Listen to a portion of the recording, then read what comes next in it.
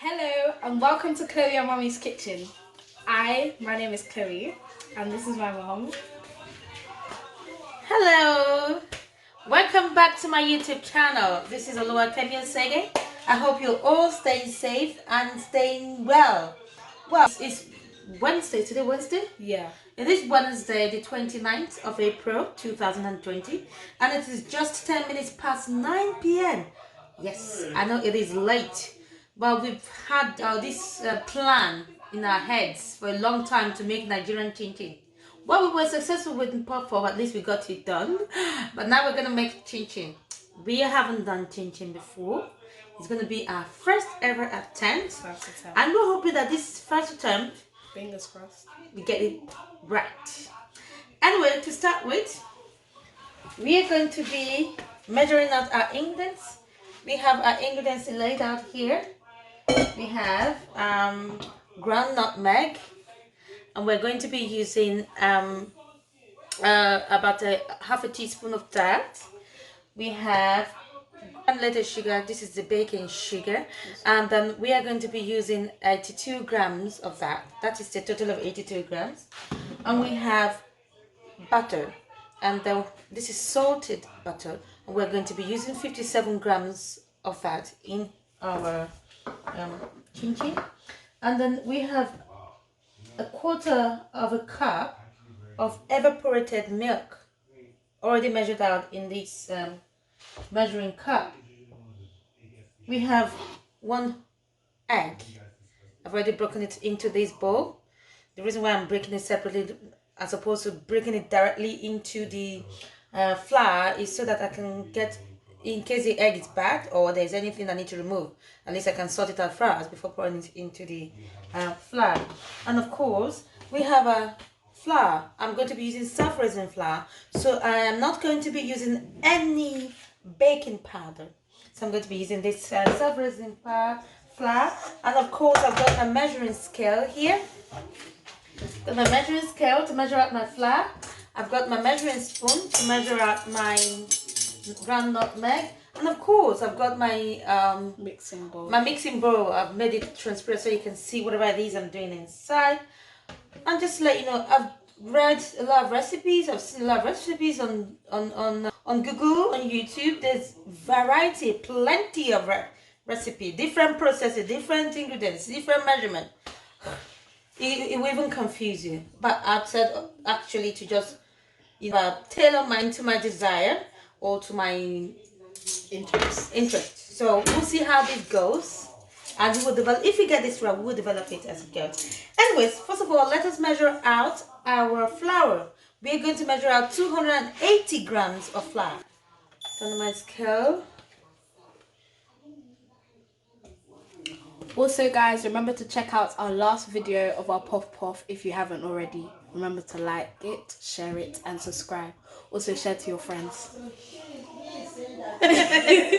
My marketing manager speaking. But really do remember to check it out. Right, that's our flour measured out. That's 280 grams of flour measured out in there. And I'm going to pour my flour out into this bowl so you can see what's going on. And pour in my sugar. I hope I'm doing this correct. And then pour in my half a teaspoon. Yeah, I'm just winging it, but all the dry ingredients. I'm mixing all the dry ingredients together. Right? I'm going to add a bit of salt. I know I'm already using salted butter, but I'm going to add a bit of salt. I'm just going to add a little bit to balance out the sugar because I don't want it to be too sweet. So just basically, I'm just adding just almost half of a quarter of a teaspoon of salt. And I'm going to whisk this together with the dry ingredients together, right? And in there, now I'm going to add my melted butter. Salted butter. It's not that melted, but it's soft. My salted butter into this batter and use my hand is washed by the way, to mix it together in the dry, gently mix it together in the with the dry ingredient until it is completely and fully incorporated. Some recipes they completely melted their butter, that their butter is more or less like oil. So they completely melted the butter before, then they now add it as part of wet ingredients to the flour, but I'm not doing that. I'm going to try this one first and see how it goes. If this goes perfectly right, this will be my process. Otherwise, I'll try something new next time. If you get to see this video, that means we got it right. But if you didn't see it, if you don't see it, then it's probably like you will see us again, maybe in the second or third attempt, trying to get it right. So, if you see this video, that means we've gotten it right. But if you don't, so it's going to be like that, grainy. Yeah. So I think everything is properly incorporated into my flour, my dry ingredients mixture. So in the center of this mixture, you create like sort of a dam, right? Just a little. You create like sort of a dam, yeah. Little just space. Yeah, just to, right in the middle. And then you add your egg into that dam. And your evaporated milk. That's your wet ingredients, effectively. Right in the middle. Right in the middle of that dam. There. And then you knead together. The mixture. You knead the mixture until everything is properly incorporated. It's getting doughy now. So you're getting a dough, basically. So effectively now he's become a dough in the bowl. So I'm going to now transfer it from the bowl onto my worktop. And make sure your worktop is cleaned, sprayed, and disinfected. Dettol surface cleaner spray. So we have a dough. So transfer it onto our worktop. So onto my worktop, I'm going to sprinkle a bit of flour, right? And then put my puff dough on it. And then I've sprinkled a bit of flour on my worktop, and then I'm going to sprinkle a bit as well on top of the dough. Cover with cling film and leave it to rest for about 5 minutes.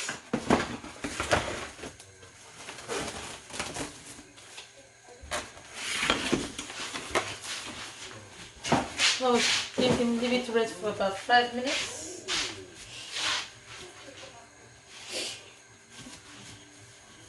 Right. In the meantime, I have put my pan on the burner to heat up, so we can begin to heat up our frying oil. Hello, it's been at least 5 minutes since our dough have been resting. So I'm now going to begin to roll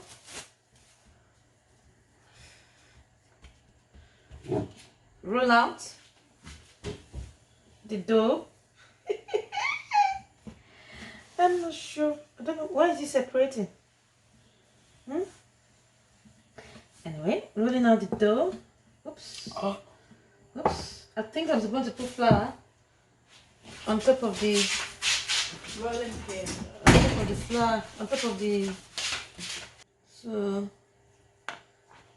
We need a You can bowl. rub some on the Get a bottom bowl. as well. So it doesn't stick to the rolling pin. Normally if I was doing fondant, so you know, bring the flour closer. So you know, I do cakes as well. I can pick it up and turn it around, but within in this case, I don't think I can do that. So try as much as possible to. This is a new territory for me. Completely new territory. It's not even staying together. Some of them are coming off. I don't know why. But so long as my chin chin tastes crunchy and tasty, I am happy. I'm now going to begin to section it as best as I can. Cut it into straight lines as equal as possible.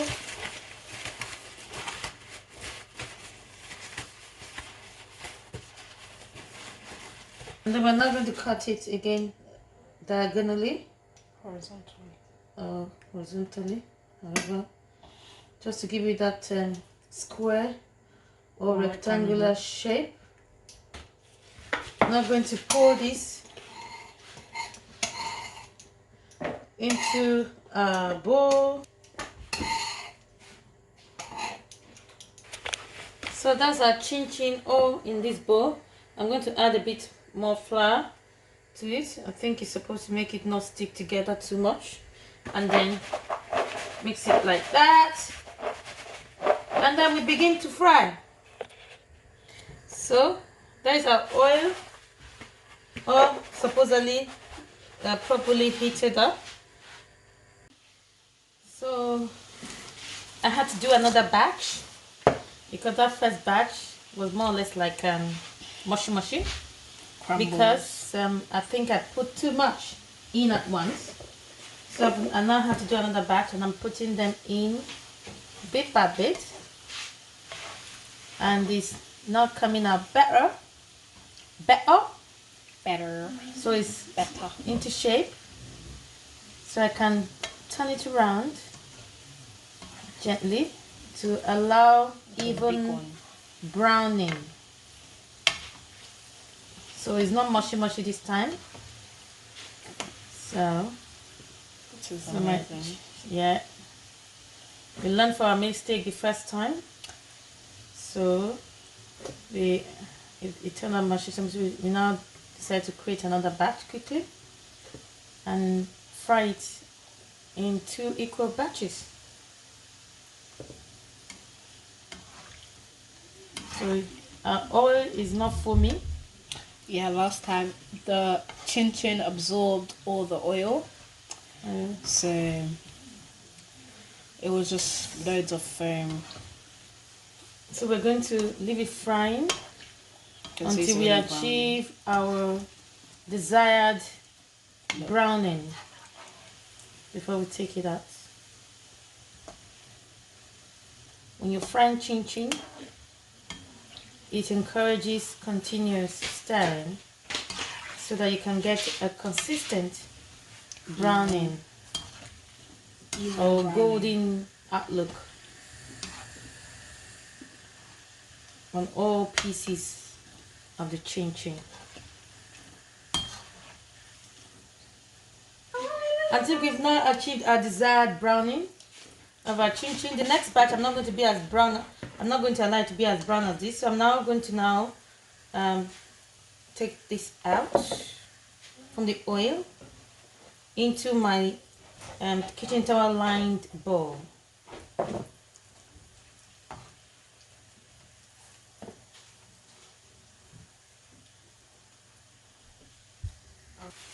Now we're going to pour in the second and final batch. For the life of me, I don't know why the second batch foamed. The first batch I put didn't foam, but the second batch foam is the oil is foaming. If you have any although the chin chin pieces are whole, they're not much together. If you have any tips on how to avoid this, We'd be grateful if you could share it in the comment section. So I'm going to now bring this out of the oil, and that will be my chin chin fried, completed. So we have now come to the end of this video. This is our chin chin. I think you need to allow this to cool completely. It's still warm. It's still quite warm. Before you begin to enjoy, and then that's when you're gonna enjoy it more. I'll show you a picture of it when it's cool, and we eventually put it in a jar after this our exercise today. Okay, so thank you for watching. Thank you so much for watching. We hope you like, share it with your friends, and don't forget to subscribe. If you have any help for us, but if you feel like we kind of did it a bit wrong, if you have any experience doing it and you would like to share it with us, please let us know down in the comments below to help us make this chin chin better.